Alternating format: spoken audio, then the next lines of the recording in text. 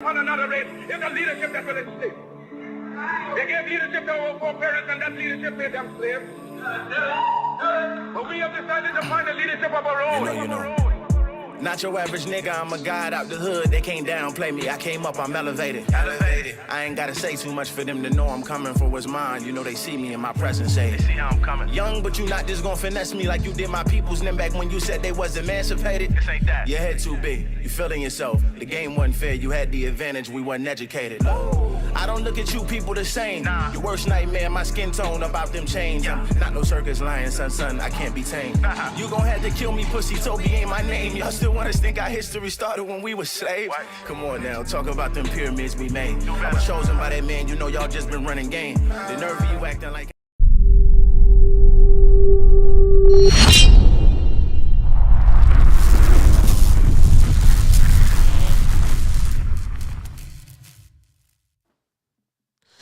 Family, what's going on? This is your brother King Cam, and I am your host of Shifting the Culture podcast, where we have influential and impactful discussions with people who shift the culture. And on today's program, we are going to be speaking with and having a conversation with a very impactful, influential, and dynamic sister in right here in Atlanta, Georgia, family. So make sure that you tune in and that you tapped in for that, because it's going to be a powerful show.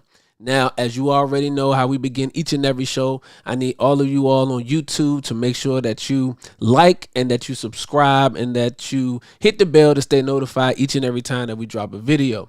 Facebook family, I need you to like and I need you to share, as well as the Twitter family. I need you to retweet. Now, comment section, I need everybody who's going to be tuned in. I need you to make sure that you let me know what city and state that you're checking in from. Hit the comment section. Let us know what city and state that you tuned in from, family. This is an international platform, so we want to make sure that we're hearing from all of the Shifting the Culture family. As I mentioned before, we have a powerful sister who's going to be speaking with us today. Now, normally, y'all know we do our music and everything like that before we get started.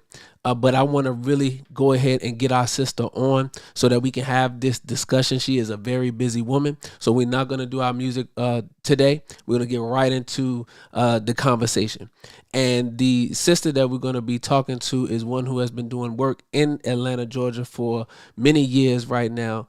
Boots on the ground, grassroots. She is an author. She is an activist. She is a voice of the people. She specializes in assisting young black women and women in general, and encouraging and advocating for having their babies. She is pro-life, and she is all about preserving black life. We have a very dynamic sister, and without any further ado, I want to introduce to you and bring to the microphones Sister Angela Stanton King. Y'all give her a round of applause. Absolutely. So look, I finally got you on the show, Angela. We've been talking about this for what, maybe like a year and a half trying to get you over here. I know, right? And you know, I'd be sticking and moving. I'd be so busy, but you was somebody I had to give my time to, because you do a lot in the community as well. And we're always grateful to have your support. Oh, thank you so much. Thank you so much. So, you know, this is not just a person that I know that does work in our community and advocates on behalf of Black life, but she's actually a very close friend of mine, you know.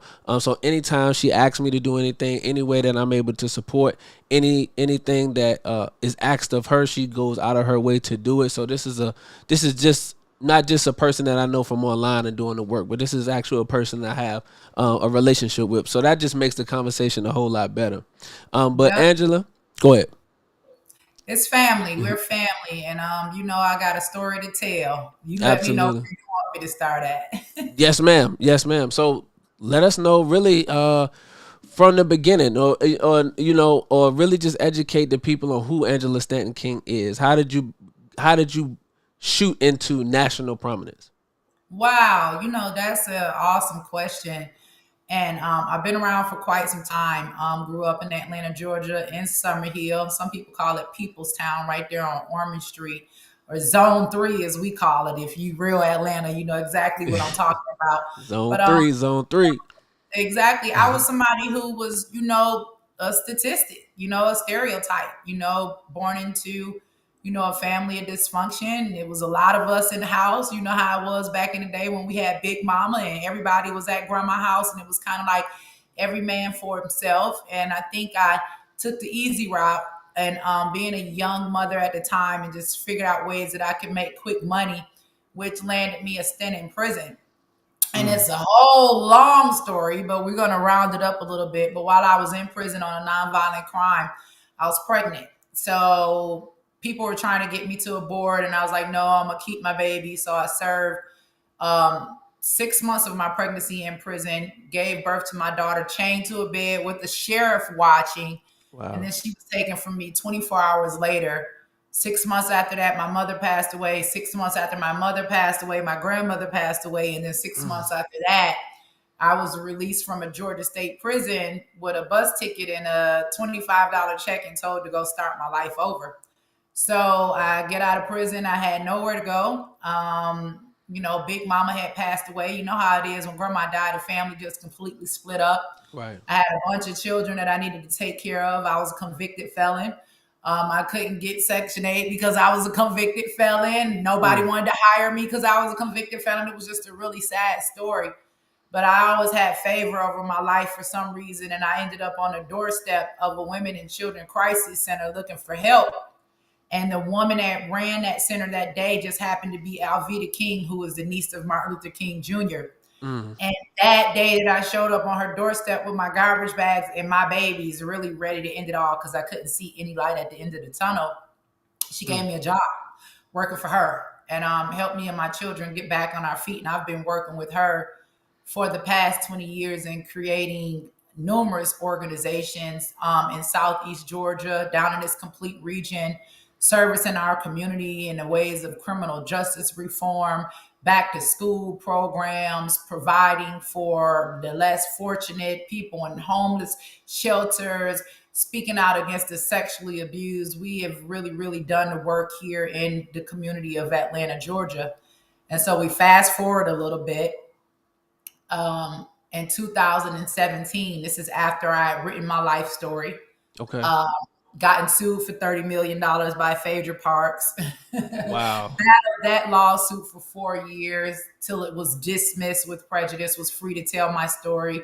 Then got on a reality show produced by Queen Latifah that was on Tied Up From the Bottom Up, that was on BET. Oh, wow. And then Okay.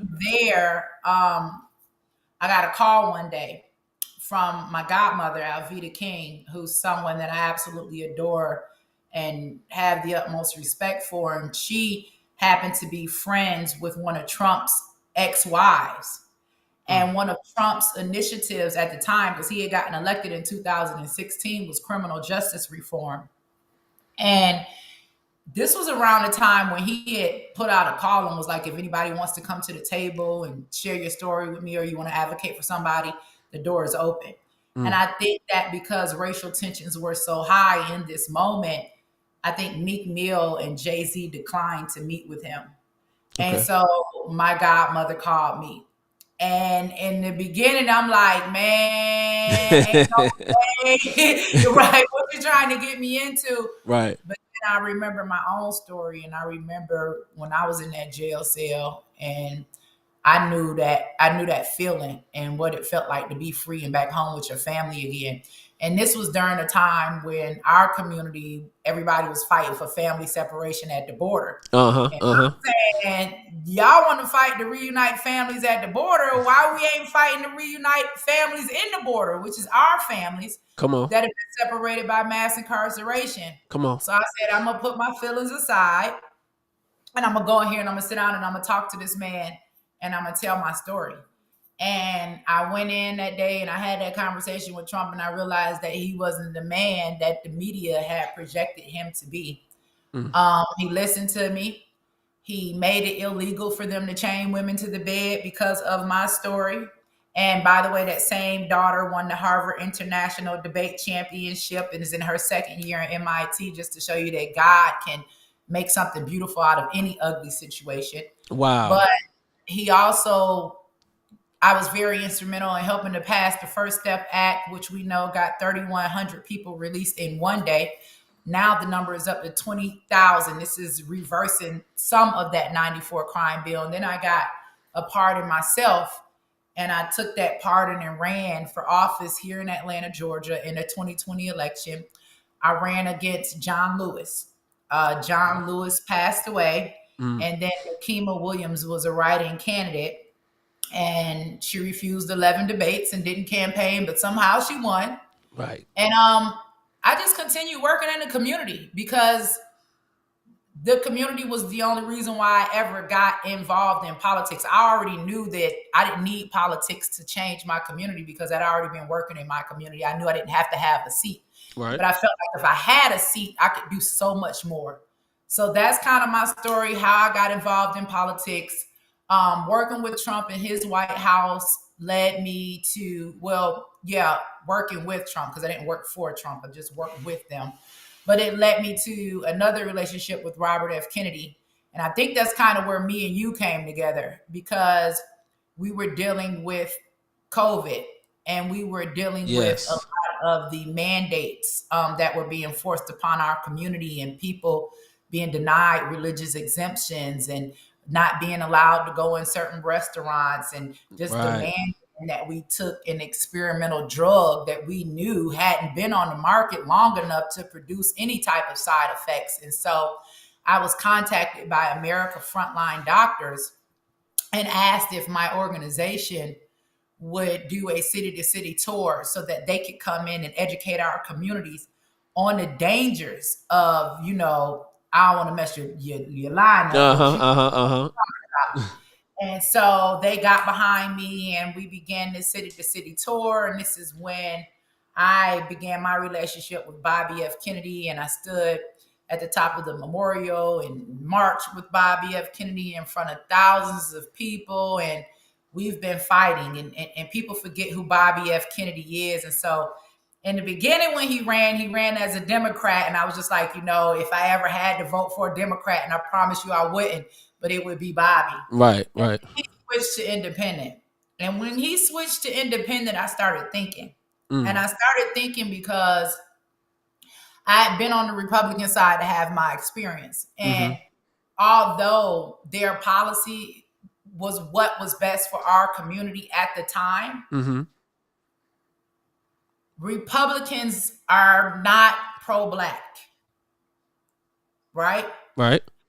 And because my initiative has always been the Black community, not someone who just talks about the issues in the Black community for clickbait, but somebody who is really serious about the issues in the Black community, going to bring it to the forefront, not afraid, I didn't get the support that I felt like I needed. And then I was also tired of the constant fighting, and I felt as though me being a Republican automatically put up walls. Or put a vision, put up a wall between me and the community that I wanted to directly impact. So I moved over into the independent space because I said, I'm tired of the fighting. I want to be solution-based. What I realized is that although I am pro-life and some of my sisters may be pro-choice, we can come to the middle and agree that choosing to keep the baby is also a choice, deserving of support.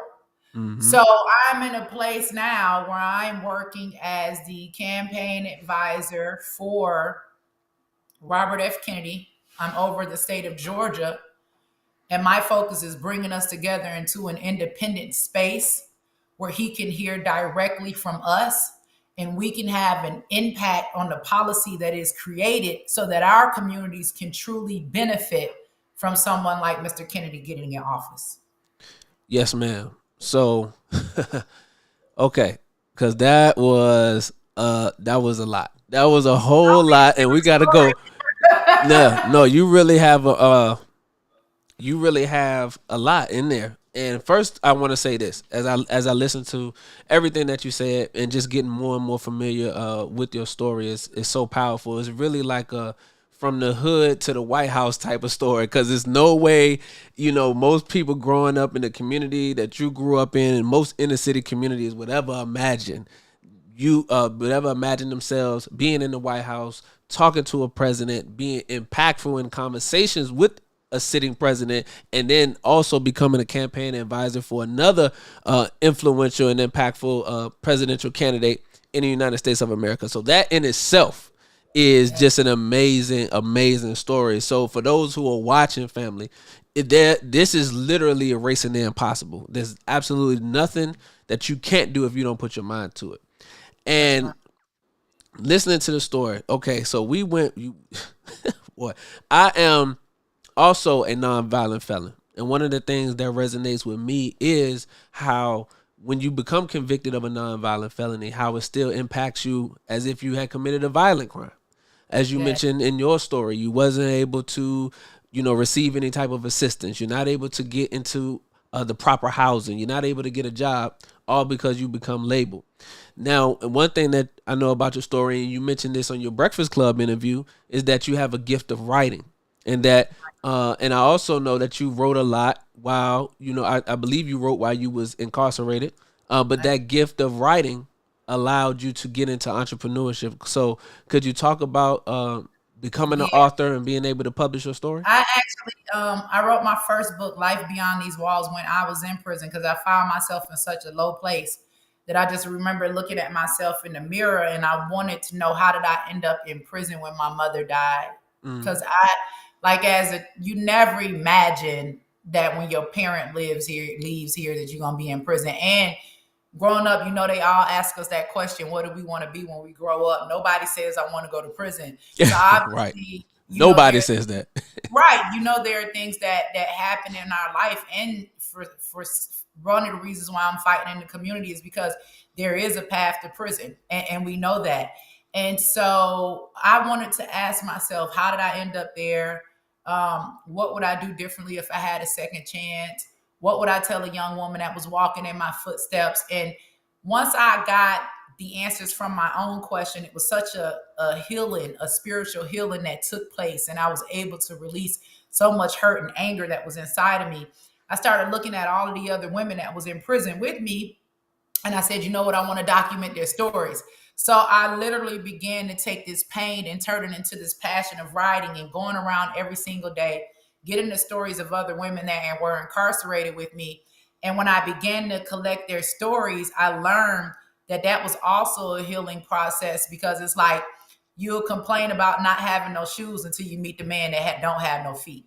And so while I'm thinking I had the worst situation in the world because I done had my baby born to chained to a bed in a prison, and my mother done died, I'm listening to the story of another girl who was pregnant and came to prison and tested HIV positive by the prison.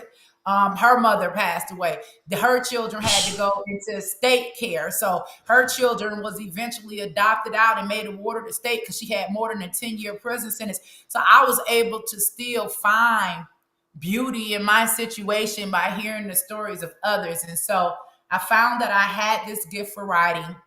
I got out of prison, found out that I was framed, because this is a whole nother story, but you have to buy Lies of a Real Housewife to find out about that. And then I wrote... Say that again. What we got to buy so that everybody can hear, so they can go purchase it? Life of a Real Housewife. Okay. This is the story, and I can show you guys a picture of all my books, but this is the story of my life as a young mother on the road of crime with Phaedra and Apollo from Housewives of Atlanta. And so once I found out... We're going to have to bring you back for part 2 on that one, boy. Yeah, that's a whole nother story. But once I found out that I had been framed by them as a young mother with no education or whatever, only the gift of writing, my story was all that I had. And so I ended up getting a book deal on this book with Vibe. And 2 days after we dropped the book, it went number 1 in 2 days. 2 days after we dropped the book, we were hit with a $30 million lawsuit. What? Vibe magazine dropped out of the lawsuit because they couldn't prove my story. I was the only one that could prove my story. So I stayed in the lawsuit, picked up the book, published it under my own publishing company, made her come directly after me, and won the doggone case. And guys, I've been owning my publishing company now. We're on our 8th year. We've published over 600 books, and I've published 6 books for myself. I am now a national best-selling author. Oh, you can go get the book. Come on, man. That's crazy. That is crazy. Like you literally came out, wrote your life story, and then Phaedra sued you for $30 million. $30 million. Phaedra Parks, BJ Bernstein, and L. Linwood. And I was a girl fresh out of prison and didn't even have 30 cents. She knew that she would get absolutely nothing from me, but it was more about silencing me Wow. and, smoke screens and mirrors. That's crazy. In our movement, we always talk about oppressors, but sometimes we have oppressors within our own community. And I don't know when we're going to talk about that, but that's part 3. Yeah. Yes. Oh my gosh. Okay, so you got the publishing company, and shout out to the publishing company. And this is another thing that's so important for me. This is why ownership is so powerful, because you have to own your narrative and you have to own your voice. And Angela was able to do that. So finding the gift of writing, being able to publish a life story, being able to, lock in a deal, and then after that having to self-publish and still pushing it out. Man, that's amazing. So talk about your the supporting. Well, let me say this. You are huge on social media, obviously, because of your stance that you take on truth. And I say it's the stance that you take on truth because when I listen to you on panels, I've been with you when you've been on panels. I've heard you speak, but I've also watched interviews that you've done, and your social media clips go viral for the things that you say. But I say to myself, she's not saying anything for clickbait. She's saying things that actually make sense. So how are these stances deemed as being controversial? You're literally advocating for women to keep their babies and to support Black life. So could you talk more about why that's so really important to you and why you think so many people are opposed to you actually supporting Black life? First, I want to say the name of the publishing company is Stanton Publishing House, and we're in Buckhead if anybody needs any publishing services. But I think I started going super hard on pushing the message about Black women keeping their children after witnessing this whole Black Lives Matter movement. Because I said there is no way we can all be screaming we're pro-Black and Black Lives Matter without realizing that Black life begins in the womb, right? That's right. That's And right. I also had gotten educated on the purpose of Planned Parenthood, Right. the strategic placement of their abortion clinics in our communities, because remember, we get abortion clinics in our communities, they get fertility clinics in their communities. That's a fact. That's 100% facts. Targeting of Black women for their promotions and marketing. And then it was like every time a member of Congress that supposedly represented us, whether it was Ayanna Presley, Kamala Harris, Cori Bush, AOC, anytime they mention abortion, they always tie it to Black women and because we're poor. And I said, so as many of us that grew up poor, if we let these people have their way, all of us would have been aborted if that's going to be their excuse. And then there was the Black maternal health crisis. So I'm saying to myself, Black America, hear me out. For one, I'm over here with these white Republicans. I hear them and they laughing at us because they're saying we want them to believe Black Lives Matter, but we advocating to execute the very Black lives that we create ourselves. We want Black lives to matter to everybody but us. So I'm like, okay, we got this issue of abortion where more Black babies are being aborted than any other race. Right now in New York, there are more Black babies aborted than there are being born, okay? I said, so we got this issue of these high numbers of abortion in our community. These women that care absolutely nothing about executing their offspring, right? I said, and then at the same time, when we really sit up here and think about it, there's a Black maternal health crisis. So, and I don't know what's up with that because I know Black women been giving birth since the beginning of time. Right. And birth is natural. Every species does it. I mean, saying all Black women are dying from giving birth is like saying all Black dogs or all Black cows or all Black horses or all the Black, like it just doesn't even make sense. So if there's a strategic attack on Black life and the Black mother is dying on the hospital bed giving birth to the Black baby, and the black baby is dying during the abortion process, then that means that black life don't really matter at all. So I said, Lord, use me to get my people to understand that this is nothing more than another form of black genocide, and black life is not going to value to anyone else until it begins to value to us. So I think what kind of makes me different is the fact that I am different.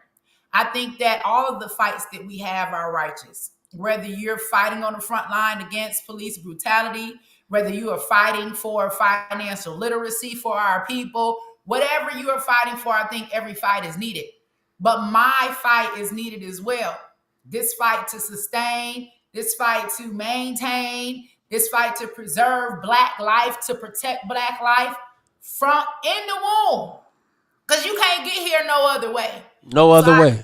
For me, that's what attracts people to me. Because although this pro-life message, because we've been tainted by feminism and white liberalism, although this pro-life message might not be popular, it's true. And our people hear us. They hear me. And it's a different tone other than go abort your baby, go kill your baby. You got a strong black sister saying, nah, baby, we're going to keep our babies. And not only are we going to keep our babies, but we're going to help you keep these babies. We are going to become the village that it takes to raise our children. So until we begin to be the change that we want to see, until we begin to respect and understand the value of black life, we can forget ever expecting anybody else to see it or understand it. It'll never happen. Well, that makes it makes so much sense, because honestly, it's about not being hypocritical. And I believe when, it's easy, and it is something that is controversial. You could get a lot of likes and things like that on social media when it comes to talking about Black Life Mattering when police are killing us. When it becomes solely about a race thing, then it is, a political football, and it's something for everybody to chime in. But I think you're bringing that level of accountability to those who are saying Black Lives Matter. Well, you can't say Black Lives Matter only when police kill us, but not when we go into a clinic and you abort a black life. Right. So having that accountability is important. Both of those things are happening. Both of those things are true. And if Black life matter, then Black life should matter across the board, or it should not matter at all. But it's no room to play in the gray area. And I believe that's what attracts people to you. You're not playing in the gray area. You're literally standing on the side of right, and people who stand on the side of right are going to be attracted to what you're saying. So I believe that's extremely powerful. And it's true, and there's nothing wrong with it, right? Yeah. Why not change the narrative? There is value in life. And we as a people for so long have talked about being this oppressed minority. If we're tired of being an oppressed minority, why are we continuing to abort our votes or to, depopulate ourselves when we know that there's strength in numbers? We need as many of us as we can get. And I think it's our responsibility to raise our children, because, brother, you see what's happening right now in our education system. Like, we just got to stand up and have accountability. I don't think everybody's going to get it, but whoever with us, and it's up to us to make a difference. Absolutely. And again, that's another part of the accountability factor. When you was on the Breakfast Club, you talked about why conservative views were important to you. And you mentioned the fact that it's about being able to get us out of the mindset of always needing a handout, but just needing a hand up. So having a hand up allows you to not stay in a particular situation, but for so long. And a lot of the Democratic policies advocate for you to be a lifelong welfare individual, a lifelong, low income housing resident, and things of that nature. So just talk about why those values are so important to you. Because I've experienced it. I've been that black woman, like, prior to prison and receiving, welfare benefits. And I also look at, some of my cousins, that I grew up with that didn't have the opportunity to escape that lifestyle and start a business. Like, I think me not being able to receive those benefits is actually what pushed me over into my success, because I was not able to get comfortable nor content And so a lot of us have sat back and watched family members that have been content with receiving food stamps and on Section 8. And it made me think about it like this. And this was kind of like the perfect analogy I could give to anyone. I remember I dated this older man, right? He was like 11 years older than me. And every time I needed a bill paid, he would pay it, but he would pay the exact amount, right? And he had money. But anytime I would ask him to give me, $10,000, $20,000 to start a business or whatever, he would never support that. And the reason was because he felt like if I ever got to jump up to start my own business, that I would leave him. As long as I had to come back to him every 30 days for my rent or every 30 days for my light bill, he didn't have to worry about me going anywhere. And the Democrats are very smart. They're the same way. They don't have to worry about those people that are receiving government benefits to vote against them, because they know those people are comfortable coming back every 30 days to get a food coupon or rent. And we're looking at them give all of these options to illegal immigrants. There is video footage out there of Joe Biden offering illegal immigrants $400,000 a piece. I'm hearing right here in Atlanta, they getting $9,000 checks. Housing. Andre Dickens just got $10 million from Fulton County to house illegal immigrants. And just like I know, our people out here sleeping on the streets. So what I'm saying is, why is it okay for an illegal immigrant to be offered all of these resources, but when it comes to Black women, all they're offered is welfare and abortion? Right. Why they ain't got my thing is, you got all of these abortion clinics in the Black community. Why they ain't got no abortion clinics at the border? The minute I go for advocating for abortion clinics at the border, they calling me a racist. You don't care about innocent life. Why are you offering them abortion? Why are y'all offering us abortion? And that's so hypocritical. And this is the game. This is the game. And this is why people talk about the fact that, these politics is what they call polytricks, because it's all about continuing the cycle. You talking about solutions. They trying to find ways to create loopholes that don't fix the situation or don't bring solutions to the situation, but keep it going. Put a Band-Aid on it, but keep it going so they still have a job. And that's what it boils down to, because if we actually start bringing solutions to a lot of these things, you're not going to need a lot of these individuals.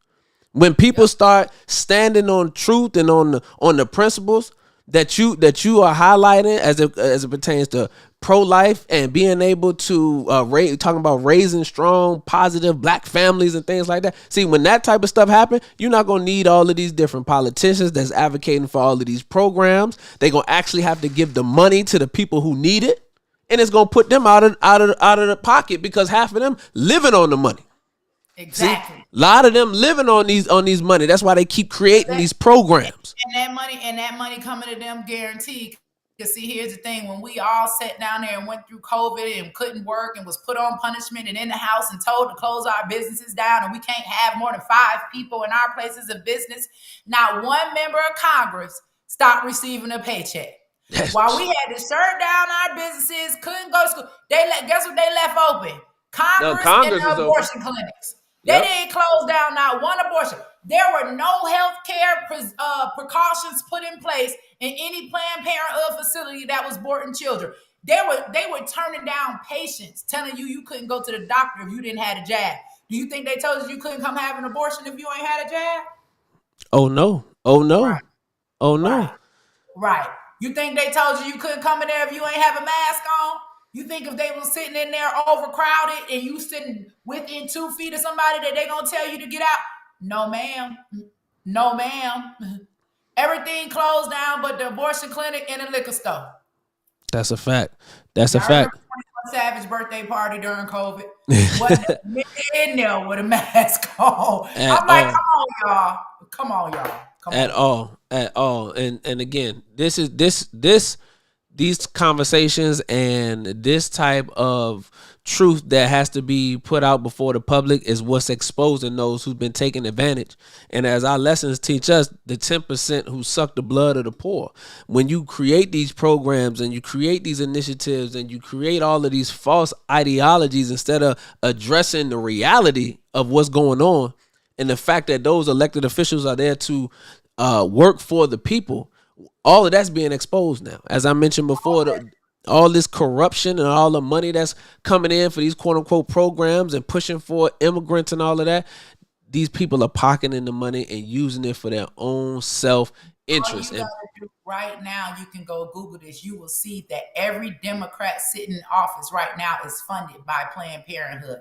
That is why they push Planned Parenthood. That's That is right. why right now, me, Auntie Angie, I can go argue all day to every Democrat in office and say, look, y'all, instead of giving money to Planned Parenthood, okay, because they received over $80 billion in COVID funding, right, during COVID for us to execute our children. But we can't get no money for our children to live. I had a whole pregnancy home. You've been there. We want to grow. We want to expand. We got plenty of women we need to service. We don't have the room to service everybody. But I bet you Planned Parenthood can take 100 of them in a day. Right. So these people are willing to invest in our destruction. These But not people in our are life. willing to invest in our extinction. These people are willing to invest in our depopulation, but are not willing to invest in our lives. And that is the narrative that I want to change. And if you mad at me for fighting for us, baby, I don't know what to tell you.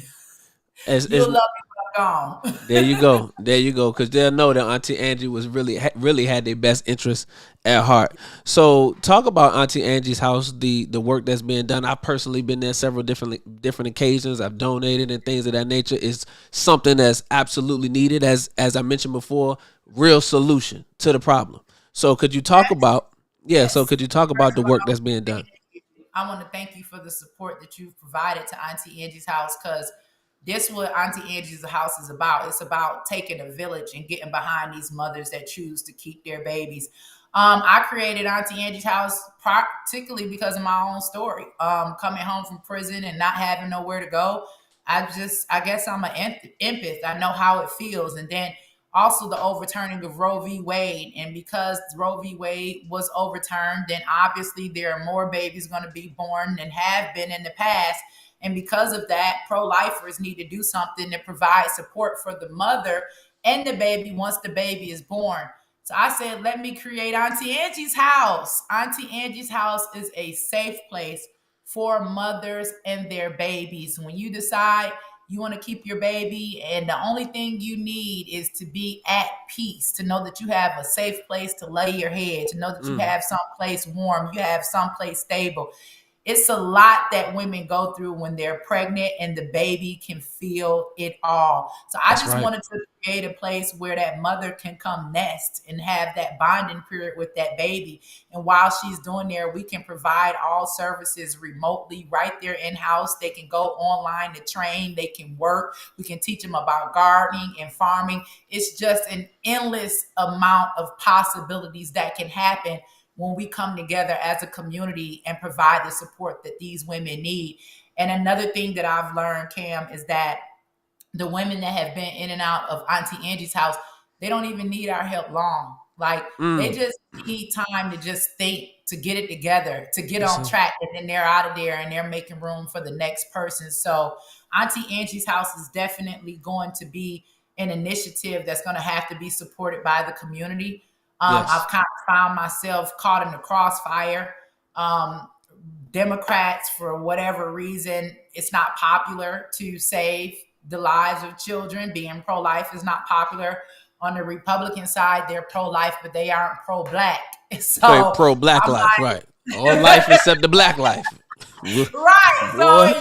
So, I'll help anybody, but, there's a black mental health crisis, and I'm not going to ignore that. And we've got abortion clinics in our communities. So why don't we have life resources in our communities? And even I remember when I got pregnant at 15 and I kept my baby, but I had to go to a home for pregnant girls, and wasn't nothing in there but white girls. I was the only person, and they're not in our communities. So we should be I'm going to end it with this.